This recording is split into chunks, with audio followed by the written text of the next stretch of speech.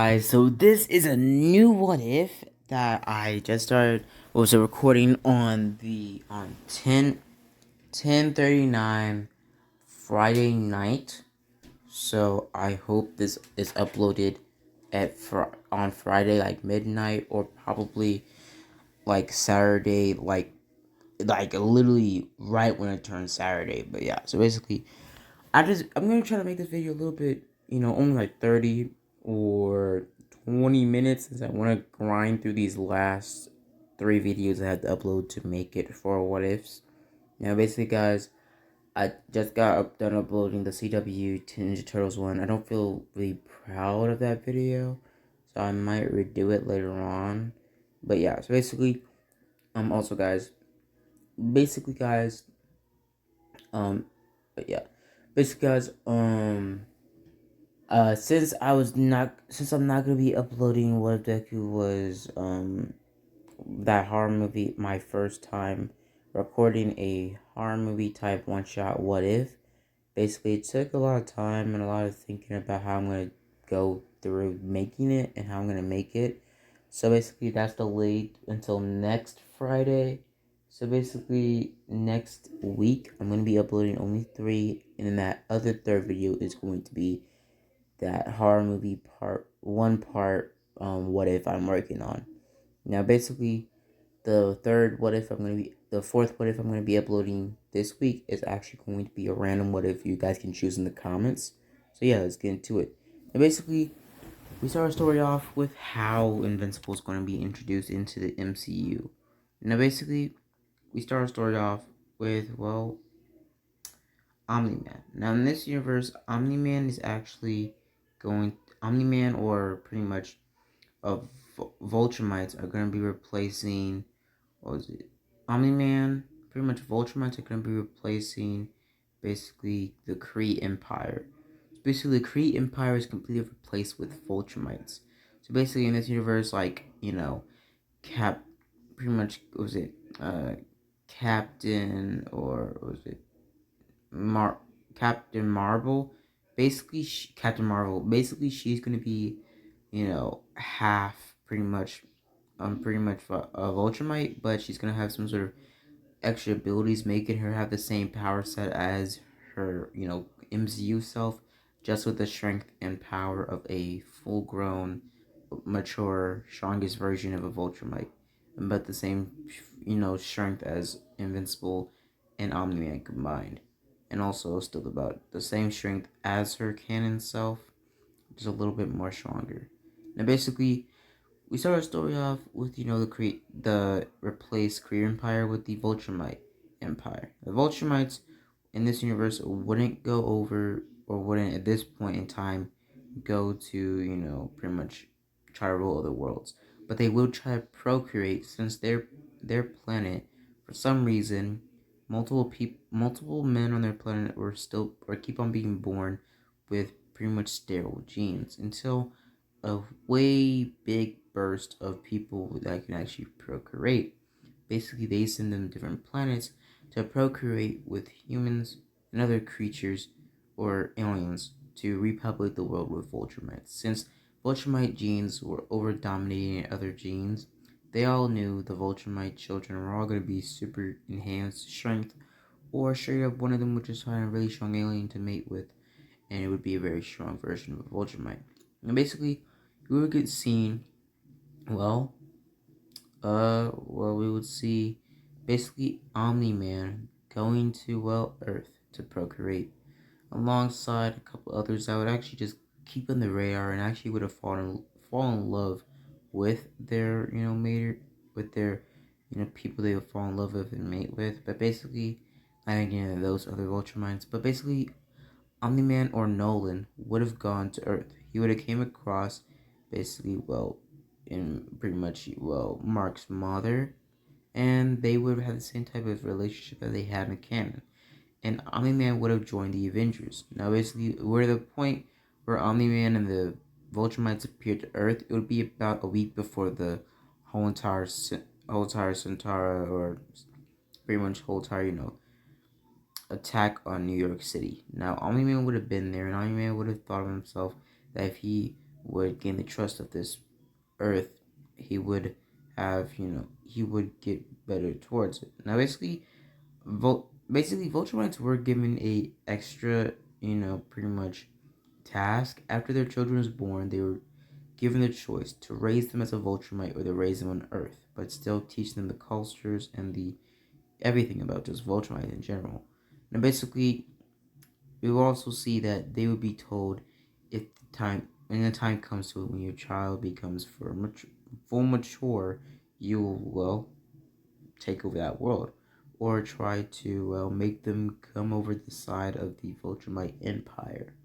Same type of gist that the Nolan from Invincible TV show had. Now basically, Nolan would have raised pretty much Invincible as himself, but before that, when he, tried to or was about to gain the trust of New York City, he pretty much, put a suit up, or pretty much put a suit together on the fly using his Viltrumite suit and making it a little bit more flary, adding red to it, making it look somewhat kind of like Homelander's suit.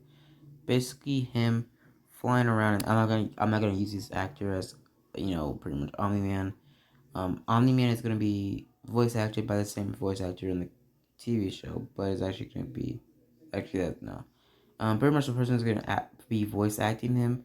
I think it was the same person that played in Fast and Furious, or the same person that played that one guy from Deadpool. I don't know, but let me put up a picture. Yeah, there you go.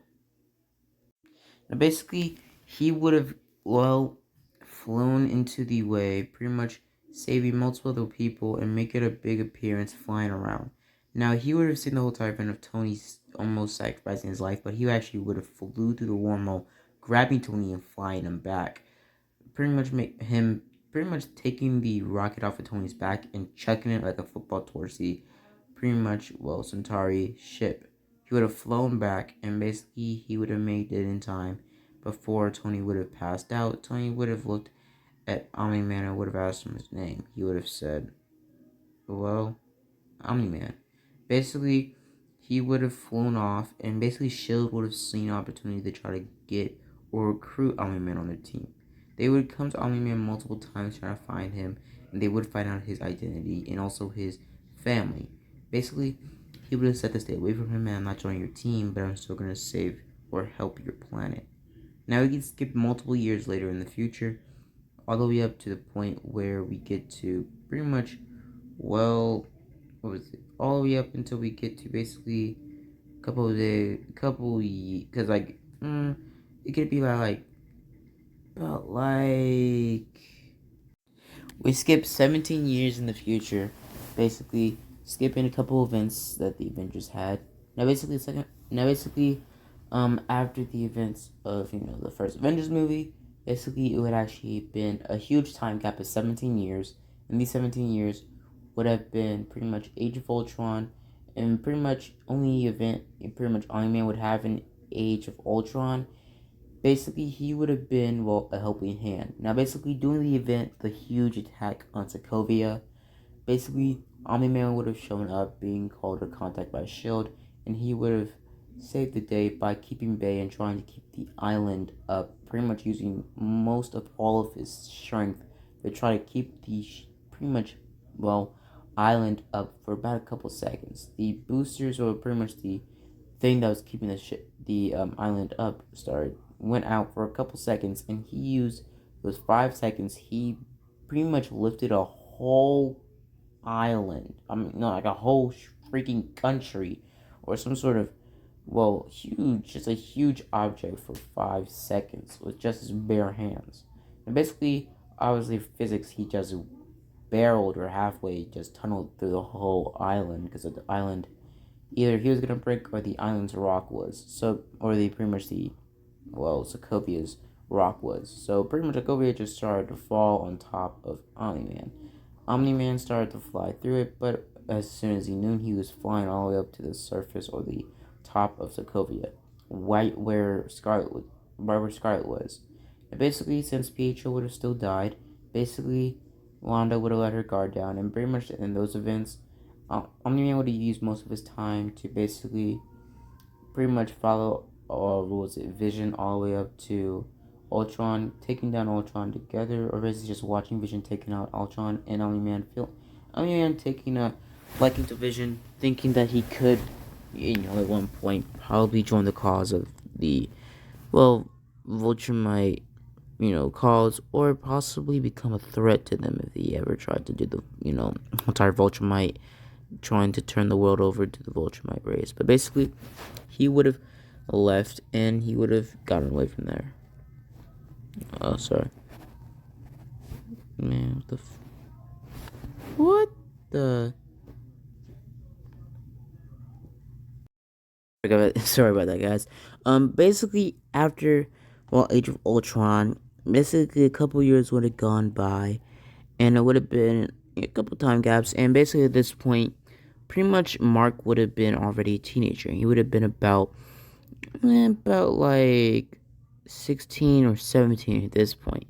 And basically, he would have pretty much, been told by his father that any day now you would get his powers. Now he would get skipped a couple days, weeks, even months. And basically, at this point, where Mark would step in was doing the Sokovia Awards, or basically doing Civil War.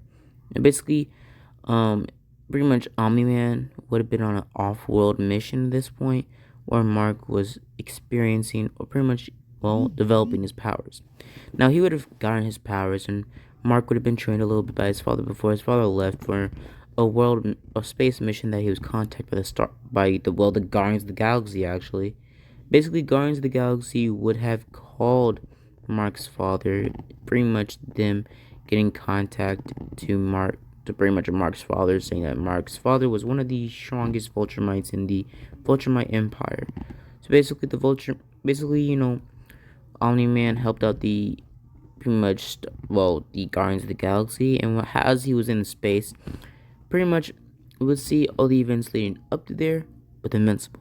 Now, basically, we see Invincible pretty much, go to high school, and he would be going to the same high school as Peter Parker, or future Spider-Man. Now, at this point, pretty much he would be the actor that would play Invincible. You can kind of see it under the mask. The same actor that plays Beast Boy or Garfield Logan in the Titans TV show. So basically, at that point, pretty much everything would go off plan of some sorts.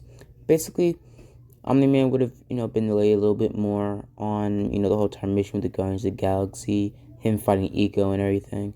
And basically, Guardians of the Galaxy TV show would go different, a lot different actually.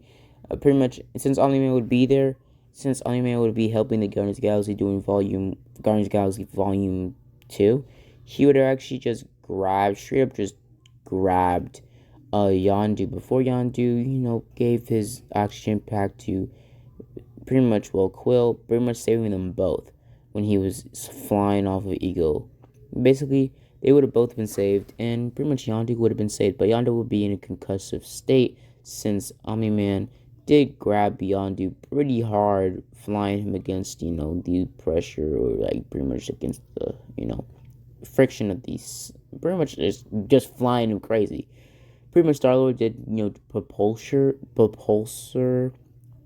to the ship, but pretty much just Omni-Man just straight up just grabbed Yondu like nothing, like no protection at all.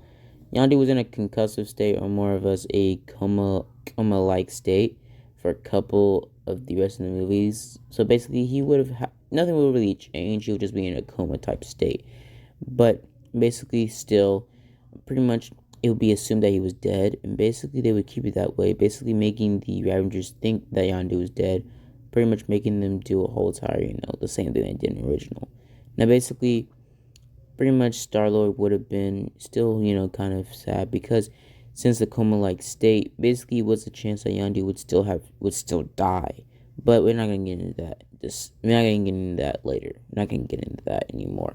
And basically, we can switch back on Earth, and at this point, the Sokovia Awards were happening, or they were in effect. Now, basically, SHIELD would know about, Mark, and they would actually reach out to Mark, asking him about pretty much, joining the Avengers, or a new initiative. Pretty much him saying, well, okay. Basically, him being joined into a new initiative called the Teen Team. pretty much a secondary shield program that would be focusing on young teenage heroes from around the world, pretty much bringing them together to become the next great Avengers. In case the Avengers ever, well, went missing, quitted, or just straight up just passed away or got too old for the job. Now, basically, we would see that Mark and Spider-Man would be down for the recruit roster for the Teen Team Initiative, but also a couple others familiar names from Invincible TV show. Now, basically, I did a time gap a couple minutes later. Basically, we have basically basically the Teen Team Initiative has a very few familiar names from basically the Teen Team. Like the robot in this canon actually is going to be pretty much is actually going to be the result or the leftover remains of a certain scattered part of Vision's body. Now, basically, what I'm trying to say here is Robot in this universe is actually going to be replaced by a different version of Vision. Now, basically, a certain Ultron robot was split with pretty much 1% of the mind, or 1% of the power of the Mind Stone, and the pretty much complex emotions and everything that human brain, pretty much makes, pretty much taking some of that from the Soul Stone or the Mind Stone that Vision had, and also just a little bit of data or code that can simulate a human brain in Vision's body, making Vision still whole, but a part of him being in a different body, making that body be Robot. Now, basically, Robot is technically just straight up a clone of Vision, just in a body, pretty much modified to work very, very scientifically. So basically, this is what Robot looks like. Robot basically just looks like pretty much the Mark 1 Iron Man suit, just in complete copper form and also with green lights as on a green arc reactor in the chest. Actually, scratch that. Basically, for Robot's design in live action, he basically takes all the form of pretty much a filled up, pretty much more really complicated build of the robot. Now, basically, pretty much Robot has always desired to be human, but we're not gonna get into that yet. But basically, Robot we have the same arc as Robot in the let in the Invincible TV show and also the comics, but it will be a little bit changed though. Now, basically, pretty much robots. The Iron Man helmet will be morphed to have the same shape as the robot helmet and also have green lights instead of the white, arc reactor and white, eyes in the white lights in the eyes. Basically, all the pulsars, beams, everything is just green energy now. And also, basically, he did tweak it out to make it just straight up that darkish copper, but the gold just isn't there, so it's just darkish copper. Just darkish copper. Now, basically, pretty much a robot is assigned pretty much from Shield to pretty much assist and also be the head leader for the new program, the Teen Team, basically for young teenagers. Since Robot would be about at this point about as old as Vision, and Vision is pretty kind of young since he just got born, pretty much a couple years ago. So Vision technically isn't even 20 yet in time, probably. He probably isn't even 20 yet, but whatever, I'm not gonna get into that yet. Basically, we see Robot pretty much going through the folders of multiple other teenage heroes around the world, as in pretty much Adam Eve, pretty much what was it? Adam Eve, Rexplode, Duplicate, multiple other teenage heroes that will also be a part of the teenage heroes in Marvel, like Miles Morales and Nova. I might bring those in the MCU as well. Basically, Robot is a pretty, Robot and Invincible are pretty, big characters now at this point in the What If. Now, basically, we see Mark basically become a hero and go around go around the city being kind of like a friendly neighborhood hero on the other side of New York. Pretty much the other side of New York where Peter doesn't really visit that much or doesn't really do that much work because there's barely any crime there. But Invincible just stops at really big crimes like jams or pretty much just shootouts in general. And basically, we get switched to Mark. And basically Mark takes his, well, pretty much powers to use and pretty much goes around the world one day just trying to find some really big crime to put his name on the board. Since Invincible Invincible and Spider-Man, their names are being spread out there. But when the Soviet Accords begin, basically, well, a Mark, is approached by S.H.I.E.L.D. Now, Mark is told that he has been recruited for a new, pretty much, well, organization or program, and Mark thinks about it. Now, basically, Mark is given a card to basically join up at the Avengers Mansion or a Avengers Tower of some sort, and he goes there. Basically, him walking in, pretty much him looking around and being confused. Now he gets stopped by Happy telling him, ushering him out the room before any of the Avengers can see Invincible. And basically, Invincible is told to stay, to pretty much come with me. And basically, pretty much Invincible is pretty much put into a different, pretty much, well, limo instead of Peter. And basically, they're pretty much drove off. And basically, the people that were in the other limo were actually working for Cap, and Cap knew about Invincible, how he's very strong and all that other stuff. So basically, they, thought Invincible would be a really big, heavy hitter. And basically, Invincible was asked if he was going to be on Cap or Tony's team. Now, basically, Invincible is confused, basically not really knowing which side he is. Now, when the fight actually begins, pretty much, well, Mark's just in the back, just thinking about if he wants to be, which side should he take. Now, he makes a weird choice going for pretty much, going for Wanda, seeing that she was pretty much one of the strongest there, pretty much punching her Superman style, pretty much punching her into the ground. Now, Vision yells at Mark, pretty much blasting him, saying he's on yours, and pretty much blasting him, saying to stand down. Now, basically, Mark flies up saying I thought she was on their side. She is, but and pretty much him just going off about how she's important to him, blah blah blah, some weird, robot libido stuff. Basically, Mark just not really getting it. Now, basically, Mark starts flying around doing the battlefield and pretty much comes across Peter. Now, basically, Peter looks at Mark and says, "I've seen you around New York and Queens. You're the friendly neighborhood Superboy, huh?" Basically, Mark saying, "My name's Invincible." Basically, that's getting hit with more of a cinematic type Invincible prologue. Basically, us getting seen a fighting scene. Now, Mark tries to go easy on Peter, just fighting normally with a little bit of Vulture strength in there. Basically, him getting overpowered, just going easy, him just going off and punching the beam or support they're on, fighting, very much breaking down that beam or support. Basically, Mark flies up and Peter swings off. Now, Peter and Mark continue their fight in the pretty much airport where Bucky and Falcon were, running. Basically, them crashing in Bucky and Falcon. Now, Invincible lands on top of Falcon, and Falcon starts fighting Invincible. They start fighting, and they switch partners. Basically, Invincible fighting Bucky, and him having a little bit of a hard time against Bucky's arm. Basically, he eventually gets around Bucky's arm, punching Bucky in the chest and throwing him out of the airport through a window, and basically seeing Peter drop kick Falcon into one of the escalators and basically making Falcon get knocked out. Now, basically, Peter and Invincible look at each other getting into a fighting position when they get stopped by basically Tony. Tony tells them to cut it out, pretty much saying, "Mark, you're on our side. You pick a side. If you choose theirs, you'll be a fugitive for the rest of your life.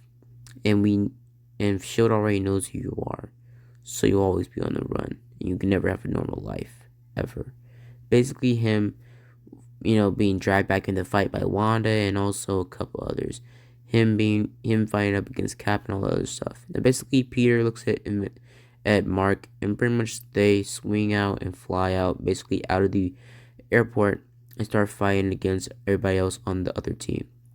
Now, basically, Black Panther does a whole entire combo with Peter, and Invincible helps out pretty much Rhodey and multiple others. Now, as they're flying away, and Vision shoots a laser beam, and one of them, basically, Rhodey gets hit, like in canon, or like in original, accidentally and falls onto the ground. Now, Invincible flies faster, or Mark flies faster, actually being able to catch Rhodey and landing him safely, but Rhodey's still, well, crashing hard since, well, Mark wasn't really capable enough, and he just straight up just stopped, well, just stopped Rhodey from moving. Just straight up just got into the way and just stopped a moving force dead. Just stopped it dead. Basically just straight up just stopped it. Didn't cool down. He's like, that's the worst thing you can do to stop a vehicle. You just stop it in its tracks. Because there's a lot of momentum and a lot of friction just stopped. And basically Rhodey still gets his whole entire, injury still, basically us seeing that, well, Rhodey was still injured, but not enough to a point where Rhodey was out of commission, but still could, use his legs like normal and wasn't, paralyzed all the waist down anymore, or wasn't paralyzed in the legs or whatever, or just, was out of commission and temporarily paralyzed in the legs. Now, basically, we will see Tony still be angered by this, and Tony would have told Mark to follow them. Now, Mark would have flown after them, basically Cap throwing his shield at Mark, and Mark dodging it, but the shield coming back with some sort of magnetic field, and basically hitting Mark in the back, and Mark being confused on how it actually hurts, like before he got his powers, like somebody threw a metal disc in his back. And pretty much in this universe, let's say vibranium is only one of the only couple things in this universe that can hurt a, well, Vulture. Now, concentrated doses of vibranium, not like Black Panther's claws and stuff like that, but lower forms like vibranium mask and spears, those slightly work kind of like a needle against somebody, but basically not that much. And basically, we get switched to basically Mark, and we see Mark, Peter, everybody else be kind of confused. Now, Peter's still doing the whole entire giant man.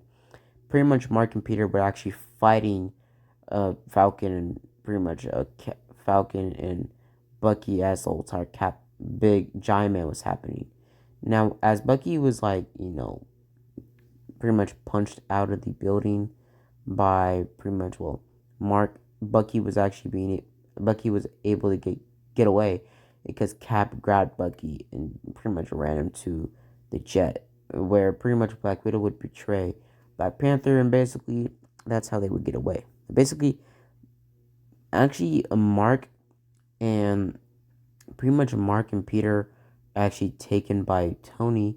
Tony taking them for extra, pretty much, some backup, basically telling them to stay in, and him going in alone. Basically, Peter sneaks out saying, I'm going after him, and saying, you stay back here. You have more of a brighter suit than me. You have a whole entire yellow and blue black fit. Basically, him sneaking in behind Tony, and basically Peter watching the whole thing between Tony finding out his parents were killed and all that other stuff. Now, Tony still goes after Bucky and pretty much, Cap still, and they fight, and they eventually come to the cross, and they eventually come to the same area they were fighting. They start fighting back and forth, and Peter jumps in trying to stop the fight, trying to stop it from escalating. Now, Peter gets hit upside the head, him getting a concussion, falling down to the ground, and us seeing that his head started bleeding. Now, Tony gets incredibly mad, more angry than he ever was, since Cap and Bucky may have accidentally killed a teenager, and Bucky killed killed Tony's parents. So Tony goes off, basically shooting pulsar blasts, using every ounce of his suit's power, basically blasting more and more shots to kill. Pretty much shooting a shot right through Cap's arm, not through Cap's arm, but like glazing Cap's arm to a point where Cap was so injured that he had to drop the shield. Pretty much Tony taking this opportunity to throw Cap up against a pillar, knocking him out cold, basically grabbing Bucky and is disintegrating his arm off and beating Bucky senseless all the way up until Bucky's on his last, breath. Beating Bucky over repeatedly, about to just end him when Mark steps in. Mark stops Tony's hands, saying that's enough. Pretty much Tony saying it's not enough. he needs to suffer what he did. Basically, him saying that he doesn't deserve to live. Basically, Mark saying, you don't do this, Tony. Basically, Tony says, what do you know? You're a kid. You don't know how it is to lose somebody. You still have your parents, kid. Yeah, get out of my way. Basically, Mark stops Tony saying, I still have my parents, but I know for a fact that this isn't the right thing to do. You need to forgive him. Basically, Tony being angry saying, forgive him? What are you talking about, boy? He killed my parents. You and Peter watched, right? Pretty much Mark says I didn't watch, but Peter told me. Basically, Tony looks back seeing Peter pretty much, getting up with pretty much his mask not really being damaged, but his white lenses being kind of damaged because they had blood on them. And basically, Peter takes off his mask behind one of the pillars, seeing that he had a really big gash at the back of his head. Now he whips it up some special weapon that's has the same consistency. He has a bandage or a band-aid, and basically keeps pressure on it, saying that I gotta go. Basically, Peter swings up on top of the topper area, and basically, since he has a concussion, he doesn't really think straight, and he actually just walks completely past, whole entire, Black Panther coming across Zemo and everything. So basically, yeah. So basically, he sits down and he is about to fade out or pass out when Mark steps in saying, don't go to sleep. Basically, him trying to keep Peter awake.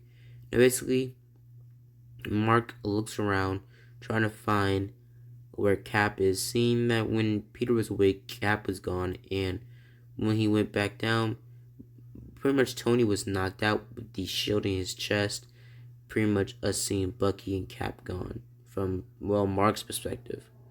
Now we get switched a couple years later, or a couple months later, where we see pretty much Mark train with his father. Now basically, we see Mark train with his father, and we get switched to, the main events, Infinity War and Endgame. Now basically, doing multiple other movies like, what was it? Now basically, for this, Mark is actually also going to be in Homecoming.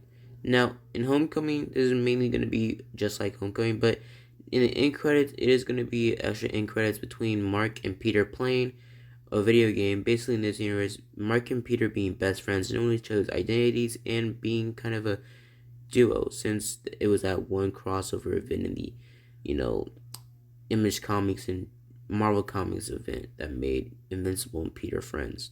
And basically, we would get switched off from there, and we could switch to Infinity War. Now, we start our story off with Infinity War, and Infinity War starts off the same. Now, basically, Infinity War always starts off the same, all the way up until Omni-Man shows up. Now, at this point, Omni-Man would have, not been with the Avengers, but would have been off duty, basically letting Mark be his own hero. And basically, Mark would have, done some, was pretty much, on the same field trip or bus as Peter, basically right when the, pretty much, place was getting blown down or whatever. Basically, we get switched, basically, as the place was getting burned down or whatever, or just attacked, basically, the Dark Order showed up. Now, basically, Mark and Peter would have been alerted at the same time, them being in the same chair, the same seat. Basically, Peter and Mark looking at Ed to basically, just cause a decoy so Mark and Peter can get out there. Now, Mark just has a suit underneath his outfit. Basically, Mark just taking his clothes off, putting them in a backpack, a blue backpack on his back, him flying off, and Peter swinging off like he did in canon, or just did in original. Now, basically, he swings down there, and Invincible pretty much, is the one that actually steps in and grabs the whole entire, Dark Order's hammer, and basically Peter's the one that grabs Tony and gets him out the way. Now, basically, Invincible easily grabs one of the Dark Order members and throws him around like a rag doll and starts fighting them. Now, the fight goes somewhat kind of like, pretty much, Beast, or that black, what was it? I think it was, I don't know his name, but like that tiger or that white cat guy in like episode 4 or 5 or 6 of Invincible that completely just straight up folded Mark. Basically, the fight goes similar like that, except for Mark not being that beaten up, and Mark actually being saved by Doctor Strange or Wong. Basically, Wong pretty much teleporting the Dark Order member away, cutting off his hand in the process. And basically, Mark and pretty much Tony tells Mark and Peter to stop him. Basically, Mark and Peter flying after, well, pretty much Mark and Peter going after the doctor or the wizard. Now they get sucked up and they actually fell, but basically Invincible holds his breath flying towards the ship. Basically, him seeing that he can fly straight towards the ship, but since Doctor Strange isn't there, he doesn't want to, complicate things and risk the ship just blowing up. And basically, he flies near the engines of the ship, and Peter gets saved by the orange suit. And basically, Peter gets told to get away. Basically him telling that Invincible is more suited for this. And basically, Tony and Invincible enter in the spaceship. Basically, us getting switched back to Peter using a little bit of his smarts to sneak on the ship and basically follow after them.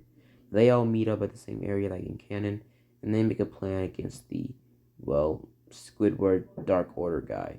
Now, they take him out the same way, the whole entire alien thing, but basically Invincible just straight up just punching him through the wall instead of the wall actually being blown up.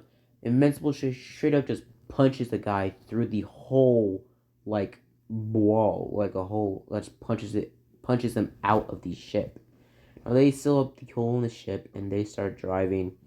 Basically, Invincible saying, I had some learning or some, well, verbal learning from my father about riding some spaceships like this.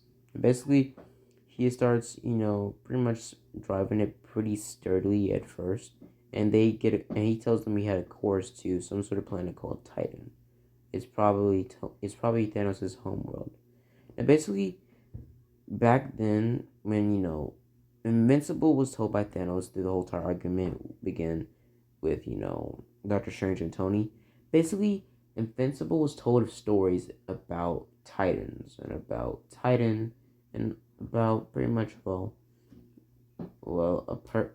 man that thinks himself as a god, the Mad Titan Thanos. Now, basically, Mark would never be told anything more than that, and pretty much Omni-Man did meet Thanos sometimes, and that's why Thanos' face would look a little bit different. Now, Thanos would have 3 scars on his face, but those scars would have actually been more or less finger indents, basically being scars from, well, Mark's dad, Omni-Man. Basically, Omni-Man in the past fighting against Thanos and semi-winning actually, but just leaving Thanos and showing mercy for once. Now, basically, Mark's dad is informed that basically Mark was taken into the ship, and basically Mark's dad gets incredibly angry, saying, "Why did you not do anything, Fury?" Basically, him getting super angry at everybody at the Avengers and the Avengers. Now, the Avengers, do make a plan, and basically they actually take Omni-Man with them to Wakanda. Now but before that happened, we get switched to basically Vision and Wanda. Vision and Wanda are getting attacked by basically the Dark Order guys again, the Dark Order guys again, but they get saved before they really get to the hotel, pretty much cafe area, and they get saved or they get helped out by a robot that comes out of nowhere. Now, robot said he's been, tracing or just analyzing the movements of pretty much Vision, and basically keeping tabs on him and everybody on the event, everybody that's been an Avenger or ever will be. And basically, Robot helps out Vision and Wanda, basically them almost about to win, when Robot gets, caught off guard and he gets stabbed by the pretty much weapon. Now, Robot would have all the abilities of himself, but he would also have the same phasing abilities as Vision, but he wouldn't have them to complete as Vision. So he would be bleeding out green, liquid that would be powering his, armor or pretty much his system, and he would have been shut down. Basically the mental form of his body being connected to a live wired hive of technology, being super, firewalls at their firewalls, making sure nobody, not even Tony in his prime, could bypass any of the firewalls. Now basically, we'll see robot programming himself in the same identical body or robotic body that he did in the original. Basically, him flying back at supersonic levels, flying back, but seeing that they were gone, and checking the security cameras through the database, seeing that Cap and his team showed up, saving Wanda and pretty much, Vision. And also him looking around, seeing that his body was taken by a Dark Order. The base of the Dark Order would be confused, and pretty much, he would use a little bit of a tech that he left in each part of his bodies, and pretty much blew up his last body, basically making the Dark Order have a little bit of a backlash, but still the body being exposed up after they see it was no point, and right when they were throwing it away, that's when they blew up. And basically, it's not a big explosion, probably like about as big as a one grenade. And pretty much, yeah. So basically, we get seen more of Invincible, and we see them land to Titan. Now we get seen to land in Titan, and also we get switched to basically Wakanda. Now, pretty much, Robot uses a little bit of his tech to basically track down any airlines or anything that's heading somewhere. Basically, him following Cap to Wakanda. Now, basically, we also see pretty much Omni-Man pretty much being contacted by pretty much the Avengers or Shield, basically contacting was it basically Shield contacting who, Omni-Man. Now basically Omni-Man and Robot show up to Wakanda, basically fighting against Wakanda. Basically Omni-Man pretty much going up against a fight. Now basically they start fighting, and basically they start going left and right, back to back. Now we get switched to basically we get switched through like the whole entire fight. Basically in this canon, they would have been winning the fight from a long shot since Omni-Man was there and he was doing the same heavy work as Thor doing the beginning of the battle. So the battle was almost won, all the way up until Thor showed up. Thor showed up with his whole entire OP, Black Air Force One's activity, and straight up just started taking down more aliens after more aliens. At this point, it was no more Ravengers or no more aliens left, only a couple hundred. Basically, us getting shown that, the combined force of Omni-Man and, Omni-Man and Thor were enough to pretty much take out the whole Dark Order. Basically, Omni-Man going after the Dark Order, killing them one by one, just ripping them apart like ragdolls, and basically saving Vision and Robot at the same time, because Robot and Vision were getting double tagged, or pretty much just straight up getting whooped, just folded by the Dark Order guy that had the spear. That was after, Vision. And basically, we would see pretty much Invincible and pretty much the rest of them camping out when Thanos shows up. Thanos shows up, and basically they have the same type of plan, just basically Invincible throwing a second row of pretty much, some sort of construct on top of Thanos after Thanos takes down that first construct. Basically, Thanos seeing other constructs come on top of him getting blasted off of him just being very confused. Now he blasts through the concrete as well, but he gets punched at full force at Invincible, straight up just full force, and gets pushed back only 6 inches. Only 6 inches. And he says, all that for just a drop of blood. Basically, Invincible did, when he threw the, pretty much contract, he flew almost out of the atmosphere of Titan and flew all the way back, building up an insane amount of kinetic energy, all for just one drop of blood. So basically, Invincible gets swatted by a fly by Thanos. It gets hit into a bunch of, just piles of rubble. Now he gets up, seeing the rest of the fight go on like in canon. Basically, Peter telling Invincible to get up in the fight. Basically, Invincible flies up, throwing more chunks of rock pretty hard and fast towards pretty much Thanos. Now Thanos starts dodging those rocks and pretty much rubble, but gets hit a couple times in the face, the chest, and the arm. Now they make the same plan and they eventually are so close to actually taking off the gauntlet off of Thanos. But Peter, still messes it up. And also, I don't understand this why he didn't use his gun as a gun, but whatever. Now, basically, Invincible straight up just, straight up is about to take the goblet, and they actually do succeed. Only just a tip of Thanos' finger still being in the goblet. Now, right when Quill, straight up is about to hit Thanos, pretty much Invincible let goes of the goblet and runs over to Peter, tackling him down to the ground, telling him, what are you doing? And basically, we see Thanos gains back some consciousness, actually overpowering Mantis, and basically, him grabbing back the goblet and straight up just drop kicking Peter down to the ground and kicking Tony off of him. He grabs the gauntlet and pretty much swats off everybody off of him, and grabs pretty much Mark, pretty much teleporting to Wakanda, throwing Mark to the ground and making one concentrated blast, trying to finish Mark there. When out of nowhere, Omni-Man shows up and starts fighting Thanos left and right, just throwing punches after punches after punches, throwing Thanos like a rag doll, just going straight ham on Thanos, grabbing Thanos' attacks and blasts, and basically Thanos goes for a blast or a punch with the Infinity Gauntlet towards, well, Omni-Man. Omni-Man dodges it and grabs the Power Stone from the goblet and sucker punches the absolute life out of Thanos. And pretty much, Omni-Man does win in one reality.